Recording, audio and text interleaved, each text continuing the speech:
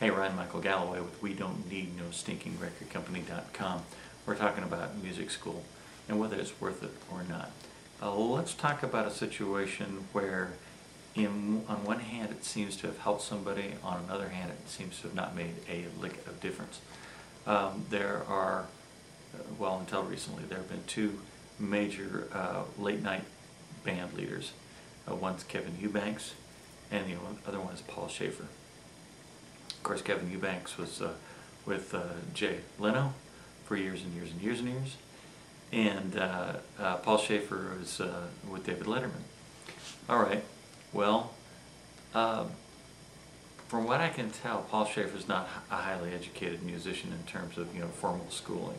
He may have gotten some, but the fact is that he doesn't sight read, can't sight read music, and yet it hasn't stopped him from being a great band director and doing some really fun stuff in television with a group that he put together and plays every night that Letterman happens to be on, and probably does a lot of other things around the country at different times, whether it's New Year's Eve gigs or concerts and benefits and all kinds of different things. I'm sure he gets into, or could if he wanted to.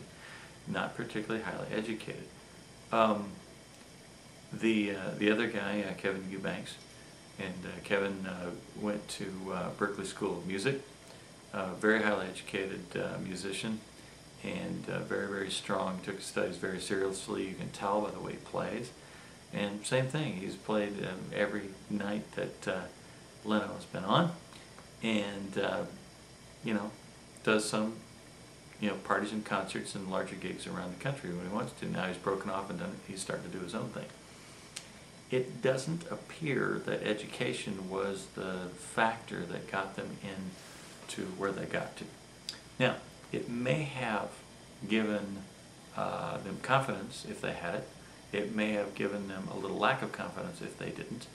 And people are always asking themselves, do I really deserve to be where I am right now based on how I prepared for it or whatever? Well, formal education is not as important as education of some kind, whether it's self-education or having classes or seminars or working with tutors or however you get it, in terms of the actual knowledge that you get.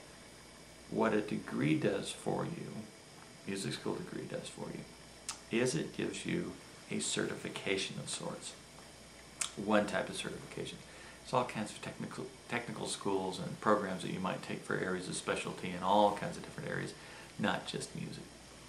So that was one situation where it didn't seem to make all that much difference, except for the fact that one band leader is very studied and probably approaches his music and playing and management of his band a little bit different than the other guy. What really made it a difference, though, was that they got out, they networked, they made the connections, they played the gigs, they played the free gigs, they played the paid gigs, they worked in theater, or they found the route to the job that they eventually won, and then they played that gig to death. Paul Schaffer talks about, he's got a book, I think it's called We'll Be Playing Here for the Rest of Our Lives, about playing, I think, a strip joint or something like that when he was much, much younger, and felt like he would never get out of it. But he worked his way into, I think, Broadway and different things like that, and he's made the connections and moved on. That's probably far more important for their successes than the actual degrees they had. Still not a reason not to get a degree. We're going to talk about that some more. I'm Ryan Michael Galloway, and we don't need no stinkingrecordcompany.com.